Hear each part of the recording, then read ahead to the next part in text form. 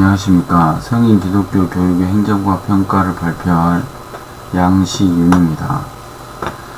발표의 순서는 들어가는 말과 내용 요약 제안을 하였습니다. 이 중에 내용 요약은 행정에서 고려해야 할 요소들, 행정에서의 프로그램 개발, 행정에서의 리더십, 그리고 평가 항목을 요약하였습니다. 그리고 중간중간에 발표 형식은 중간중간에 제가 산업강사로 활동하면서 일반 평생교육을 진행하는 동안 있었던 과정들을 중간중간에 넣어보려고 하고요. 그리고 이게 본의 아니게 이 발표 내용이 많아졌는데, 평가 항목에서 이 질문 항들이 우리가 생각해보고 우리가 참고해야 될 좋은 질문들이 있어서 요약하지 않고 그걸 그대로 다 기록을 했습니다. 그래서 타이핑이 좀 길어졌습니다. 그러나 이 30분 만에 이걸 끝내야 되니까 간단하게 요약을 하고 질문들 중에 핵심 질문들만 제가 말씀을 드리고 여러분들이 한번 읽으시면 좋을 것 같습니다. 먼저 들어가는 말에 가장 제가 교육을 하면서 느꼈던 가장 중요한 말이 있었는데요. 행정과 평가는 성인 기독교 교육의 마무리자 새로운 시작 과정이다. 성인 교육이 잘 운영되기 위해서는 교육 행정이 뒷받침되어야 하고, 교육 평가를 통해서 장단점을 파악한 후 이를 차후 계획에 반영되어 더 나은 교육이 되도록 하는 순환 과정이어야 한다 라는 게 있었습니다.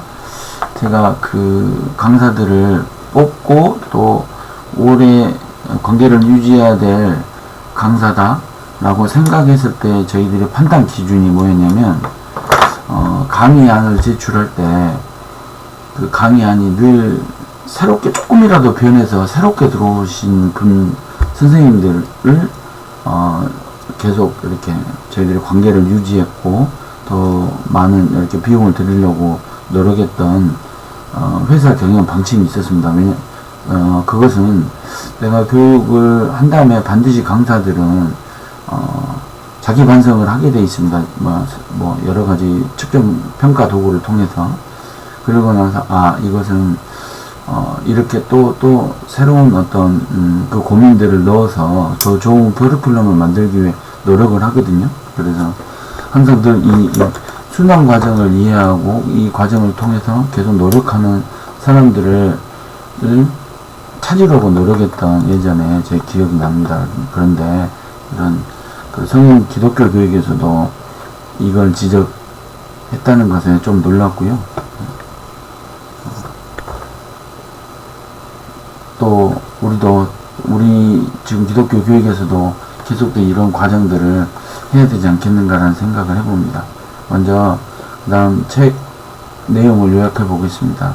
행정에서 고려해야 할 요소들은 전략 수립, 리더 또는 촉진자를 선정하고 환경을 구성하고 시설 및 등록 절차, 그 다음에 교육 상담, 홍보 및 예산하는 것으로 행정에서 고려해야 할 요소들이 있는 것 같습니다. 먼저는 전략을 수립해야 되는 것 같습니다. 성인 기독교를 위한 전략에서는 이 성인 학습자와 더불어 전략을 수립하는 것이 필수적이다라고 나와 있습니다. 이것은 제가 이 석사 때 HRD를 논문을 쓰려고, 인적자원 개발을 논문을 쓰려고 했던 당시에 학습자 요구에 의해 개선된 평생교육기관 프로그램 만족도 조사라는 제목으로 연구를 하려고 했는데, 이 학습자는 받아야 할 교육이 무엇인지를 모르고 있기 때문에 교육을 요구할 수 없다는 반문을 너무 많이 받았고, 또 요구에 의한 교육은 만족도가 좋을 수밖에 없으니 연구의 가치가 떨어진다 하여 논문을 다른 방향, 일반 유통으로 해서 제가 석사 논문을 마쳤던 경험이 있습니다. 그런데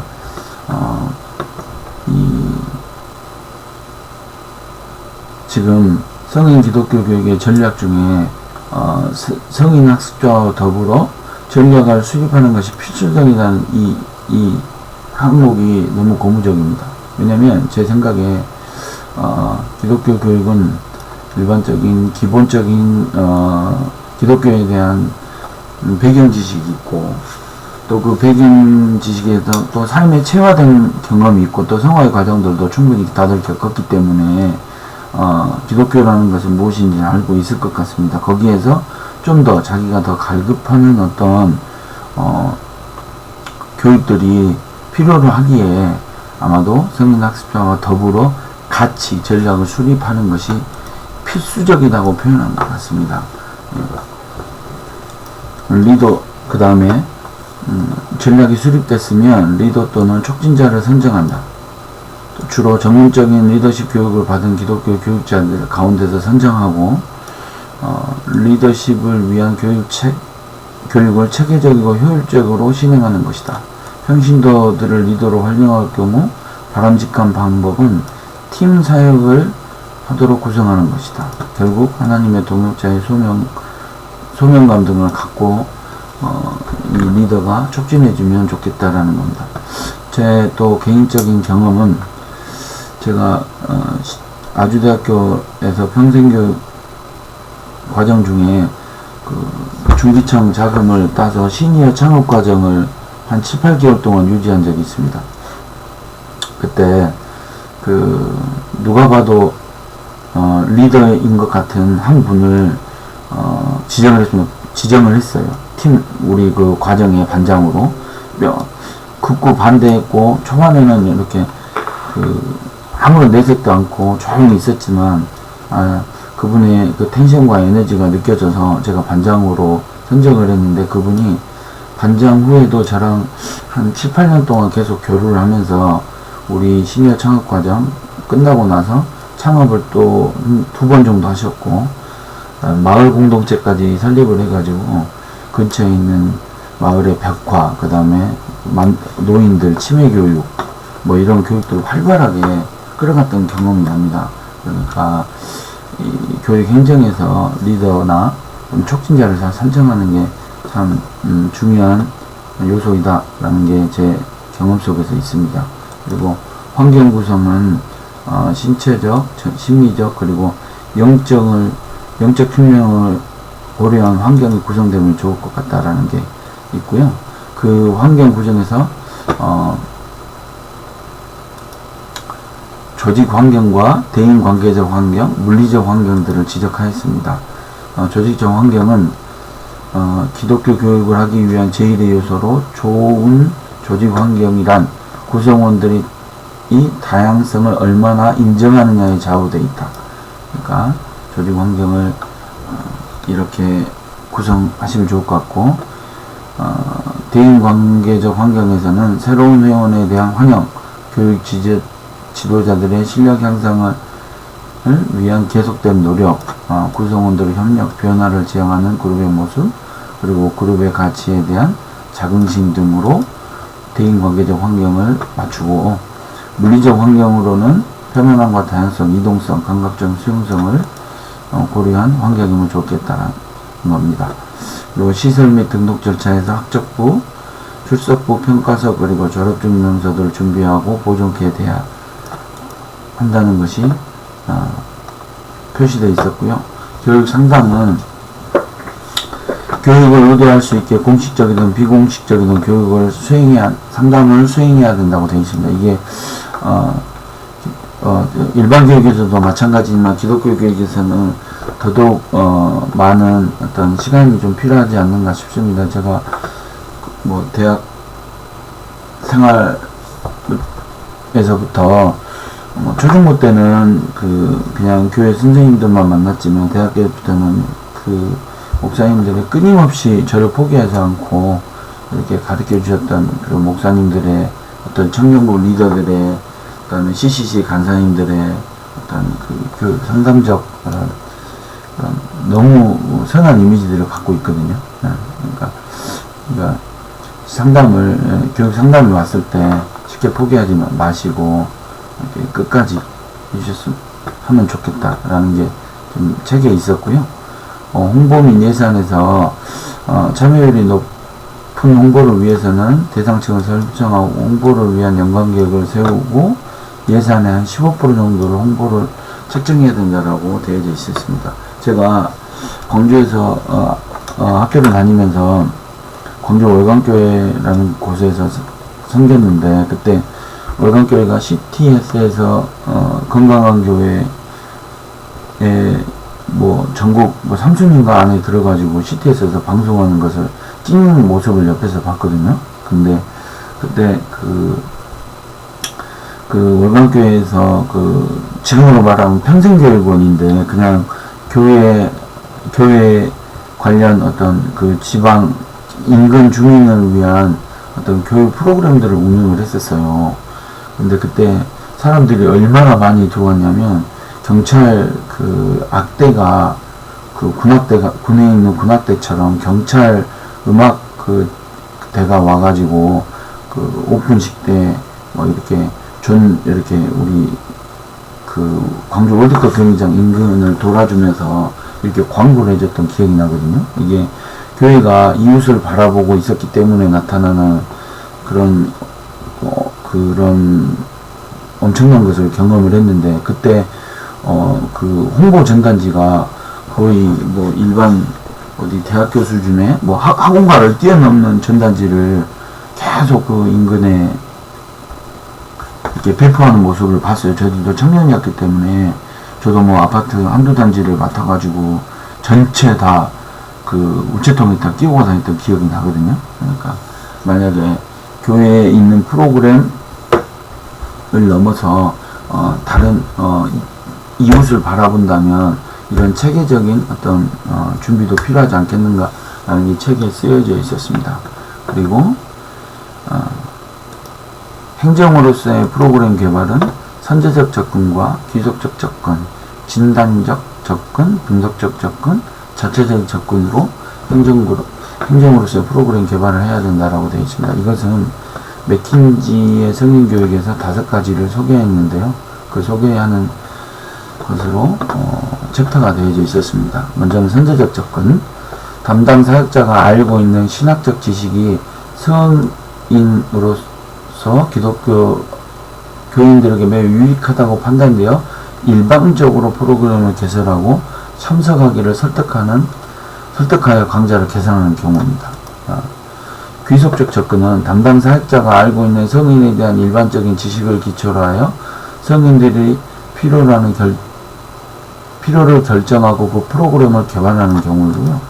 진단적은 접근은 조직의 문제점을 발견하고 이를 개선하는 방법, 문제를 보고 그 간격을 좁히고자 하는 개선 노력으로 하는 거고요. 분석적 접근은 성인들의 필요를 우선시하여 프로그램을 개발하는 방법이다. 달리 표현하면 시장의 요구에 맞춰 공급하는 것과 같다. 이건 서두에 제 경험을 말했듯이 이건 분명히 만족도도 높고 참여율도 높을 거라고 생각합니다. 그러니까 프로그램 설계와 전략을 했을 때 이걸 분석을 해가지고 그것을 성인 요구에 의해서 프로그램을 개발하면 좋을 것 같다라는 게 제 생각과도 같습니다. 그리고 자체적 접근은 교구 안에서 자신의 지식이나 기술을 나누고 싶어하는 자원봉사자가 있으면 그와 함께 시작하기 때문이다. 사역은 일종의 중간사역을 하는 촉매자 역할이다 라고 되어져 있었는데, 제 경험으로 제가 독서 논술을 가리키면서 있었던 속독교육을 우리 교회 학교 성경 있는 그런 프로그램으로 운영했던 기억이 납니다. 그러니까 교회에서 각자 아마 산업 분야에 각자 갖고 있는 사람들의 달란트들이 있기 때문에 그 달란트들이 있는 사람들을 잘 모아가지고 그 사람들이 교육 강사 자원을 이용한다면 교육 프로그램은 교회 안에서 얼마든지 만들어낼 수 있을 거라고 생각합니다. 그러니까 교육자들의 그 어떤 능력을 교육하는 것도 좋지만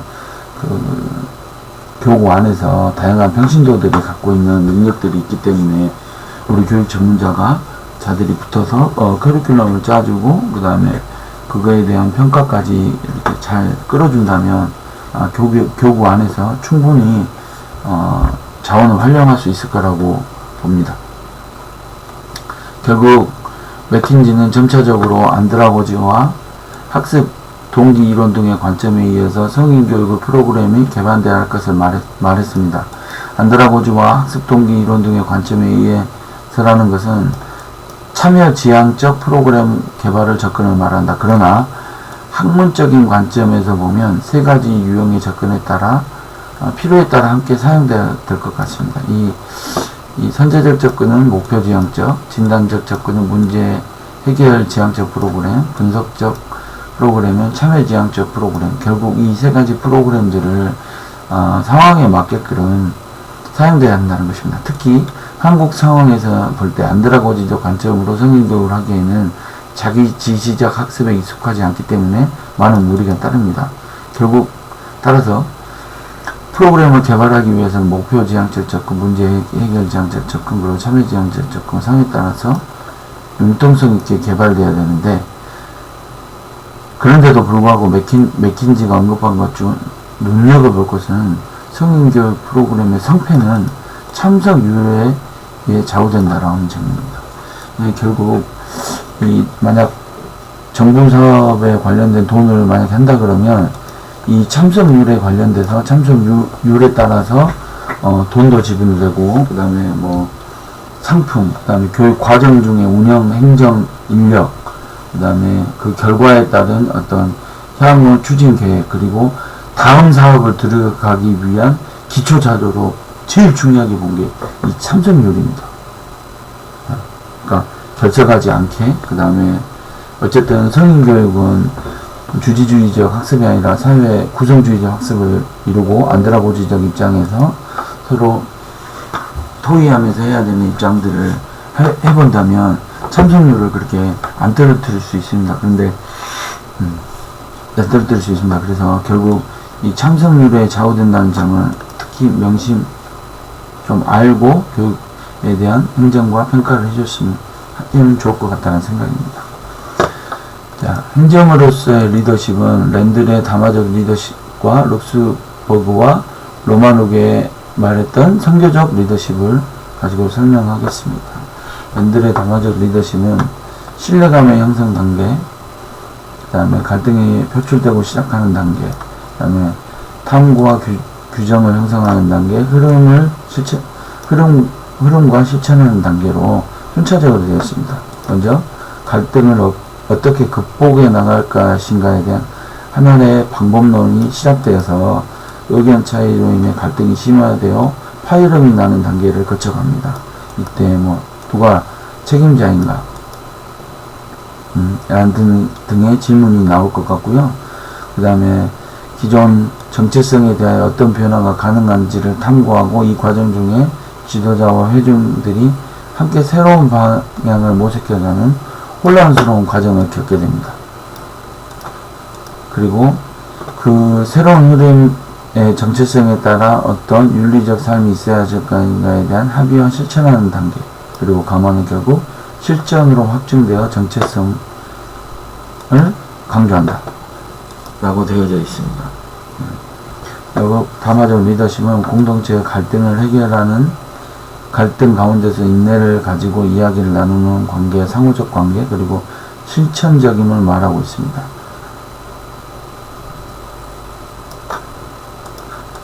다음,